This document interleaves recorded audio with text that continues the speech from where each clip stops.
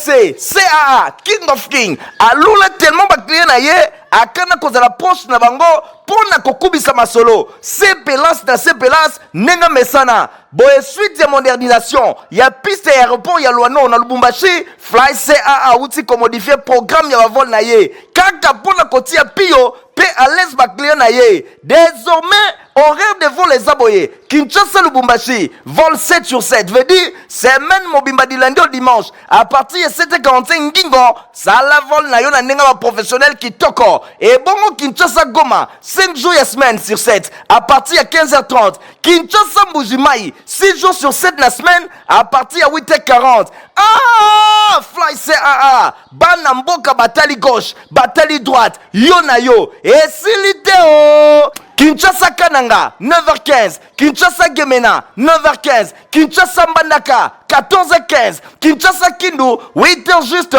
Pe Kinshasa Kisangani, 9h juste. Bon, Mbappé Bouebake depuis 1992. 32 ans, le long de service à peuple, c'est à lundi sa régularité, ponctualité, sécurité, baki sa confort. Pour ne pas voler sur Totangi, Boko Zoyango na bavion na Yampifo, Airbus A320, Airbus A330, Nzambe ya Bilengi, Congo Mobimesi Bandimayo, Bisengo ya Fly CAA, Nkembo na Nkembo, leader. Info Lingala ya mercredi 5 juin 2024 yango bandimbote la bino nyostu bolula kolanda basango la biso to fongoli yango na ngamba présidence pour la côté samino ndenge chef de l'état Félix Antoine Tshisekedi Tshilombo ayamba ki mokola mardi 4 juin na cité ya Union africaine madame Arlette Soudan azali bongo ministre ya Congo Brazzaville na oyo etali bongo environnement développement durable pe bassin ya Congo oyo ayaki na message ya président Denis Sassou Nguesso héritier mapindemi azaki kuna na konta Info Lingala. Chef de l'État Félix Antoine Tshisekedi Tshilombo azali invité na inauguration ya siège ya commission ya climat ya bassin ya Congo na Brazzaville. Bosimba ke mardi na cité ya Union africaine, chef de l'État a accordé qui audience et pas ya madame Arlette Soudan Nonolt oyo azali ministre ya République ya Congo Brazzaville pour na makambo etali environnement, développement durable pe bassin ya Congo. Ye azalaki bongo émissaire ya président Denis Sassou Nguesso pour na objet ya visite na Kinshasa. Madame Soudan Nonolt atalisi ke bako inaugurer mikolo ezali koya siège ya commission ya climat ya bassin ya Congo pe radio télévision ya bassin ya Congo. Boye président Denis Sassou Nguesso a invité moninga na ye ya République démocratique du Congo pour na inauguration oyo. Alobi bazali na ba forêt oyo ezali bongo séquestre ezali pas moins ya 1,5 milliard ya tonnes ya CO2 kasi bango nyonso bazana quelque chose d'essentiel entre bamboka mibale na matière ya régulation ya climat boye ezali bongo tourbière ya bassin ya Congo ndenge a précisé na ngambu na ye madame Stéphanie Mbombo ministre déléguée en charge ya nouvelle économie pe ya climat a souligné que président Tshisekedi azali prêt pour na ko accompagner ba homologue na ye ya bassin ya Congo pour la définition de la stratégie régionale pour le financement climatique. L'Assemblée nationale Bosimba ke bureau na yango na bokabemi ya président honorable Vital Kamerhe ba sepeli makasi na ndenge ba regroupement ya Union sacrée de la nation bandimi appel ya investiture ya gouvernement héritier mapindemi apesi bino ba détail. Bureau ya Assemblée nationale na bokambemi ya honorable Vital Kamerhe basalaki ba concertation ya ndenge na ndenge ezalaki bongo mokolo ya mardi 4 juin 2024 et paiwapi ba betaki masolo na ba différents regroupements politiques ya Union sacrée de la nation ezalaki autour ya makambo etali investiture ya gouvernement ya Judith Suminwa Tuluka oyo esengeli esali makala mingi te na sima ya bokutani na ye président ya Assemblée nationale honorable Vital Kamerhe elongo na chef de l'État Félix Antoine Tshisekedi Tshilombo honorable Vital Kamerhe a prometaki ke ekoki kozala le 10 topé le 11 juin gouvernement ya Judith Suminwa Tuluka ekozala bongo investi na niveau ya Assemblée nationale. Bosimba ke parmi ba regroupement politique ou ba betaki masolo elongo na président ya Assemblée nationale topé na bureau na ye tomonaki Palou a UNC PEP AAP UDPS Tshisekedi AB50 pe misusu bango nyonso bazali unanime balobi esengeli investiture ya gouvernement ya Judith Suminwa Tuluka eyebana kosalema avant clôture ya session oyo intervenir le 15 juin 2024 na tina wana bureau ya Assemblée nationale na bokambemi ya honorable Vital Kamerhe basepeli vraiment na ndenge masolo elekaki. Honorable Vital Kamerhe liboso ba panzi sango atalisi satisfaction ya bureau ya Assemblée nationale komona ke ba regroupement politique nyonso basadere na vision oyo ya koinvestir gouvernement. Mon côté atikali libanda bango nyonso bazali d'accord pona eloko oyo eye bana kosalema na lombango afin que gouvernement ya Judith Suminwa Tuluka ezwa kitus ya kobanda mosana bango. Même na ngambu ya rapporteur ya Assemblée nationale honorable Jacques Njoli yepe atalisi polele ke masolo eleki kitoko ba regroupement politique nyonso ba membre ya union sacrée bazali na position moko investiture ya gouvernement ekosalema na ndenge ya malamu. Donc suspense ezalité eloko ya kobanga ezalité bureau ya Assemblée nationale batalisi déjà que ekozala le 10 topé le 11 juin madame Judith Suminwa Tuluka akoleka na programme ne ya gouvernement pe ekozala adopté na ngambu ya Assemblée nationale. Premier ministre Judith Suminwa Tuluka azalaki na première rencontre ya prise de contact elongo na ba membre ya gouvernement na ye nyonso elekaki na hotel ya gouvernement. Nathalie Kaila Kapenda apesi bino ba détail.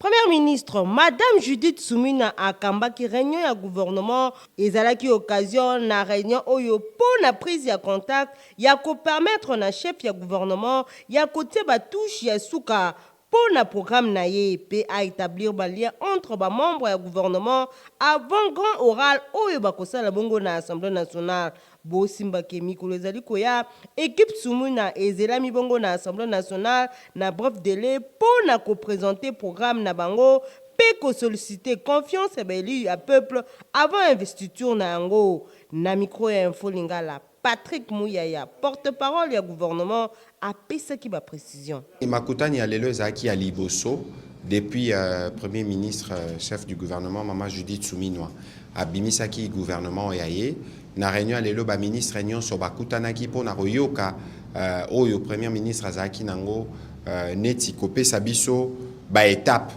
oyo efoto landa tito koma na moment ya investiture ya gouvernement et kosalama na parlement. Ayebisaki biso kakutanaki na molobeli ya parlement topé président Assemblée nationale honorable Vital Kamerhe vendredi eleki pona koyebisa ye kakoki kozala après lundi to mardi na copie o ya programme na ye. A expliquaki biso pe programme wana en synthèse autos toloba na lopoto ba principe directeur topé résumé ya programme du gouvernement au boyebi que président de la République salaki pendant la campagne 6 engagements. Apé si biso moi ba détail wana pe biso ba ministre ba kopesa biso ba copie ya projet et salamaki na ba équipe na ye pour topé sa ba élément d'enrichissement to ba kiso ya biso de sorte que leur to kende na parlement to kende na copie oyo ba député ba ozala en mesure ya rediscuter na biso sur ba si discussion ba pesa biso approbation na bango topé investiture na sima investiture ne to la remise et reprise pe to banda ba étape oyo ba congolais bazozela musale banda kasi premier ministre alingaki pe ko insister na nécessité pour na biso ba oyo toza na gouvernement na ye d'abord ya kosala na bomoko yango nde kosala ke to constituer équipe oyo et aux ala vraiment à l'œuvre pour na répondre na ba problème à ba congolais yami balé a insisté na ba valeur où il faut caractériser biso ba valeur d'efficacité ba valeur de discipline topé ba respect ngonga pour biso surtout s'assurer que makambo eza tellement mingi ke tozo bebi satan na bisote. En tout cas ba tosilisa ki pe tokangi moi photo de famille ndenge ezalaka epesa ki biso pe moi temps ya koyebana na ba ministre ba yesika. Après nomination et publication, il y a gouvernement, il y a premier ministre Judith Suminwa, la réaction est à Kokoba, c'est Kokoba, il y a population, il y a gouvernement, il y a investi dans le parlement. Boye inaye na tête ya gouvernement, lokola mwasi, makambo bela kitoko ekozana simana ye. Donc to soutenir gouvernement na ye ou ya bimisi wana, to zana simana bango, nalandaki président de l'Assemblée nationale, honorable Vital Kamerhe, bayambaki pa chef de l'État, à l'obélique investiture et salama le 10 juillet le 11 donc avant fin ya session oyo un gouvernement ya maman souminois et cause à l'investir au niveau parlement donc mukolango je crois que et cause à la mukolo esengo ba maman ba papa bo se mobiliser bo qui n'a pas du peuple wana bo qui ne kotika maman ya liboso oyo azo diriger gouvernement ya mboka na biso intérêt na yo égoïste et koki ko bloquer mboka te soki yo se retrouver ministre te au komi kanda kanda o luka ko taba coca jambe o luka ba ko boka ba pot de banane po ete batu bakweya non eza nécessaire moko nzambe alingi atelemisa ye pour délivrer peuple le 30 fin du mois de mars président na biso ekobimisa mama wana nous étions on était révélés na sala yango convention eleki na bachaîne eleki na magazine na biso info lingala eleki tobengaki mama ya tobondela mpo na ye c'est de croire bato bavérifie pasteur bavérifie la force d'Esther topesa événement qui a réveillé une femme c'est délivrer toute une nation libérer toute une nation et nous sommes le temps on attend sikoyo pour la libérer peuple pour la délivrer peuple et maman wana mission na ye président na biso azui atie wana ndenge roi ayebaki na kotie Esther ba préfet mibale ya Itemat Ndolo pe ya Delvaux bazali kosenga na ba parents oyo balingi bana bango bazwa formation na technique ba le kamba mbangu ko retirer ba fiche ya demande Kinshasa boyo kasangola memeli bino na oyo etali bongo ba formation ekuba na domaine technique ya solo ya ngonde esalaka ke ba benga bana na bino ba ingénieur yoka pona année scolaire 2024-2025 Institut technique de météorologie aviation et télécommunication Itemat Ndolo Ista pe Itemat Binza Ista na Delvaux na commune ya Ngalema bazali kobengisa ba parents nyonso ya Kinshasa pe ya ba province ya RDC oyo bana na bango bazali na ba ambition ya kolanda ba formation na ba domaine technique lokola aviation civile mécanique générale mécanique automobile électricité générale construction générale météorologie et électronique oyo na kati na yango bokozwa 3 options totangi radio transmission commutation bakisa électronique industrielle cours ya anglais pe informatique ezali na pointe po bana na bino bazala ata na susi mokete na mboka ya bapaya bano batanga kawa bakosilisa wa bokoki komona bango ebele sur le marché tango ba aussi sa classe na bango na domaine nyonso azana makoki ya ye moko kosala musala o ya ye koliawa a créer entreprise na ye yango na bengi bino boya ebele ba option nyonso oyo totangi bokokuta yango na basite na bango nyonso mibale c'est-à-dire na Itemat Ndolo na Itemat Mbinza na Ngalema quand météo avenue Metelsat numéro 1 quartier Congo commune ya Ngalema bolekaleka na ba bureau na bango pona ko retirer ba fiche ya ba demande d'inscription pona année scolaire 2024-2025 mingi pona bana na bino oyo bakomata ba classe ya 7e pe 8e pamba te ba candidature na bango ezalaka conditionné na test d'admission oyo kutu ezali déjà fixé le 20 juillet 2024 boyebi ke formation na kati ya Itemat ezaka formation moko intégrale tuchaka mingi elikia na bana na biso bazali ko banda classe na 7e 8e mais formation na bango ebandaka partir ya informatique na anglais nde tupesaka mise à niveau à bana pour na technicien actuellement selon la nouvelle technologie sengeli mwana maîtriser anglais na informatique et puis toke pe ko signaler ba pratique ezali ko sala na ba différents domaines techniques na biso je pense yo moko moni ndenge tosili ko yamba laboratoire ya simulation ya ba vol pour na bana section aviation civile na batelier mususu je pense nde mabongiso tsiko bongisela baboti pour être ba na lombangu le 20 juillet déjà inscription et premier test que ça les inscription na kati ya Itemat Ista Na masomo sulu simbaki Asbel Horizon d'État bazali solo félicité vice-premier ministre ya fonction publique mwana mboka Jean-Pierre Liaou na ndenge ba reconduire na gouvernement ya première ministre madame Judith Suminwa Tuluka héritier Mapindimi.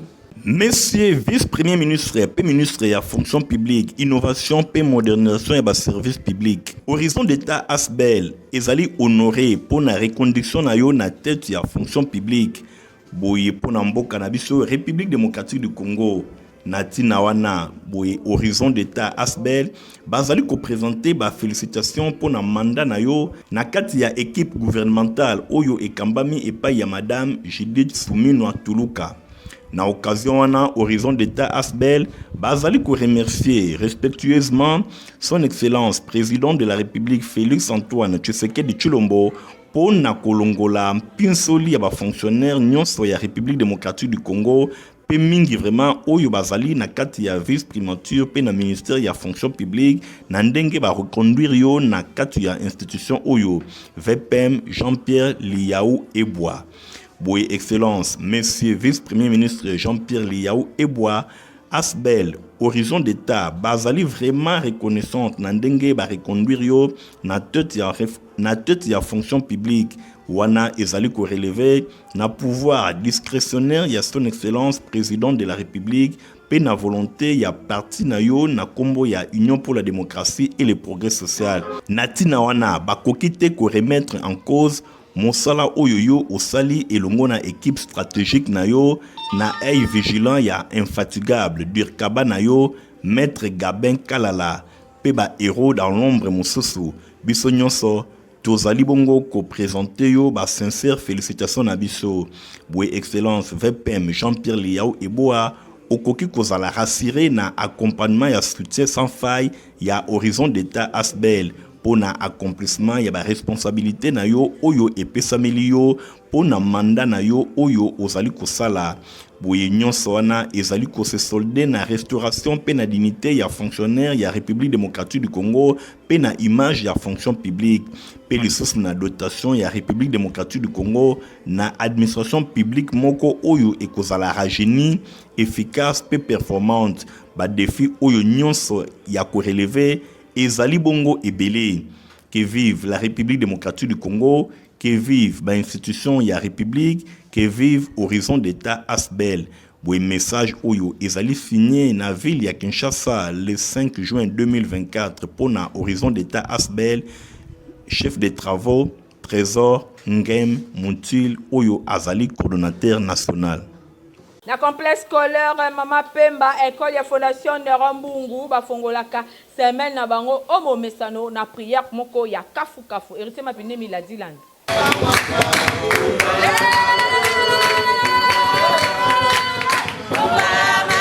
Ndenge kaka ezalaka lokola momesano na complexe scolaire Mama Pemba école ya fondation Nerombungu chaque lundi ba démarraka semaine na bango en beauté batikaka mosala nyonso na boko ya Nzambe mbala oyo pe ezalaki kaka lokola momesano ba enseignant ba personnel administratif bref bato nyonso basalaka na complexe scolaire Mama Pemba basanganaki pona kokumisa Nzambe pe koyoka liloba na ye mbala oyo bazalaki bongo bateyamaki epai ya koma honoré oyo ateyaki na mokanda na Psaume chapitre 60 epai wapi atalisike avec Dieu nous ferons des exploits esengeli kotambola tango nyonso elongo na Nzambe soki ozali kotambola na Nzambe okosala exploit ya ndenge na ndenge oyo moini satana akopusanaka soki mokete pene na yo olingi réussite kangama na Nzambe olingi succès kangama na Nzambe olingi bénédiction nyonso ezali kaka na ngambo ya Nzambe esengeli te koluka yango na esika mosusu na tina wana mateya ezalaki vraiment capté 5 sur 5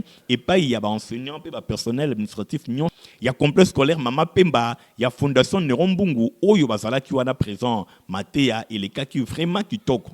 Micro ya Info Lingala Ngoma Honoré oyo azalaki mote ya mokolo alimbolaki déroulement ya prière ya mbala oyo. Alors, lelo chaque lundi nous allons na culte oyo tokumisaka Nzambe yoka maloba na Nzambe neto yaka 6h30 toza déjà awa culte bandi qui 7h15 et puis de continuer l'activité et à jour. Alors nous avons béni le Seigneur pour na matière oyo a inspiré nga na komisa na peuple de Dieu oyo tozwaki na mukanda ya Psaume 60 verset 14 kuna ezotalisa biso avec Dieu nous ferons des exploits et il écrasera nos ennemis. Et kuna nde tozali kotatisa assemblée et desengeli komipesa epai na Nzambe kotaela kaka Nzambe kotielika na Nzambe kotambola na Nzambe longo kozala na relation d'intimité na Nzambe. Merci na mokonzi ya école na biso son excellence Nero Mbungu mpona likanisi oyo azwa ya kosala kilte eza na kati école ya moto banda semaine tobandaka na kilte donc tozali kotika semaine na boko na Nzambe tant que tozosilisa sango na kilte na boko na Nzambe koremercier Nzambe lolinga tambole na biso nyonso ezali kotalisa ke na complexe scolaire Mama Pemba batiaka Nzambe liboso surtout ke initiateur ya école oyo ezali bongo honorable Nero Mbungu oyo azali pe mosali na Nzambe évangéliste itinérant nyonso ya ye ebandaka na Nzambe. Suite à modernisation ya piste ya Luano na Lubumbashi NDCAA a modifié horaire ya bavol na ye na ba différentes villes ya RDC.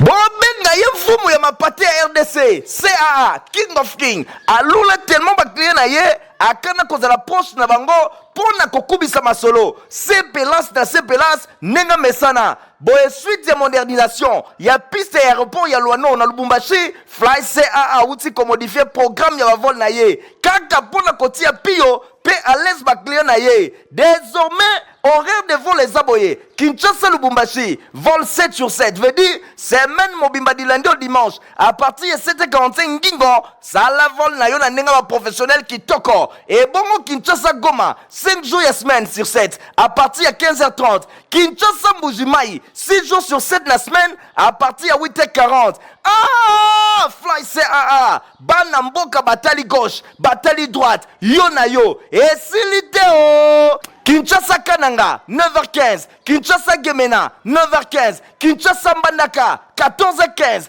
Kinshasa Kindu 8h juste pe Kinshasa Kisangani 9h juste Bossi Mbappé Boebake depuis 1992 32 ans le long de service à peuple c'est à lundi sa régularité ponctualité sécurité bakisa confort pour ne pas venir sur Totangi, Boko Zoyango na bavion na ye Ampifo, Airbus A320, P Airbus A330, Nzambe ya Bilengi, Congo Mobimbe Bandimayo, Bisengo ya Fly CAA, Nkembo na Nkembo, leader. Pour na bana la bino bazala na santé kitoko potopoto exactement comme Protiva. Ah merci! Yabouine! Bana nyoso baza kuringa! À la prochaine!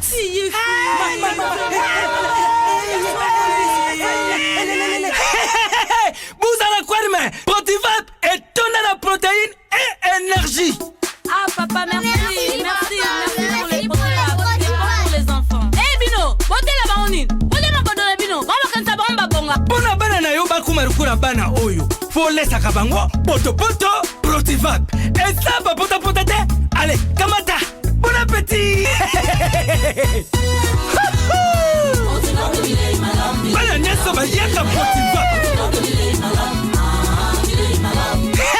Ah ba sisi kulia ya bango Protivap! Ba bandi ba dansi na bango ya ba bebe pro! Tala!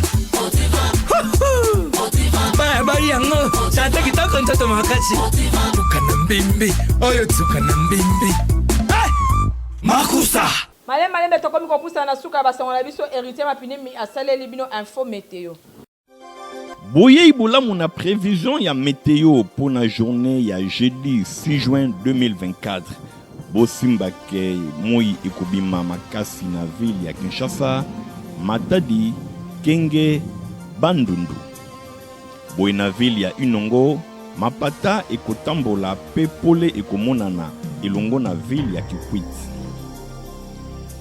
Boyemi pepe ekolekaleka elongo na mvula na ville ya Boende, Lisala, Mbandaka, Gemena, pe Buta.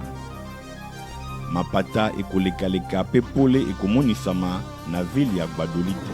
Mapata ekolekaleka elongo na mipepe pe mvula na ville ya Isiro, Kisangani, pe Bunia.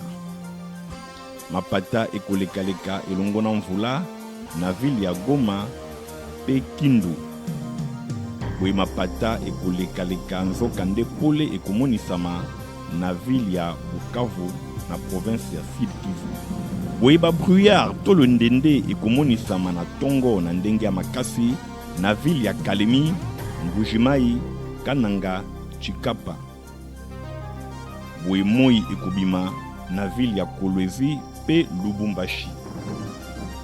Pona oyo etali température na ville ya Kinshasa trouva na 22 degrés na avant midi pe 30 degrés na après-midi. Matadi 23 degrés avant midi pe 31 degrés après-midi.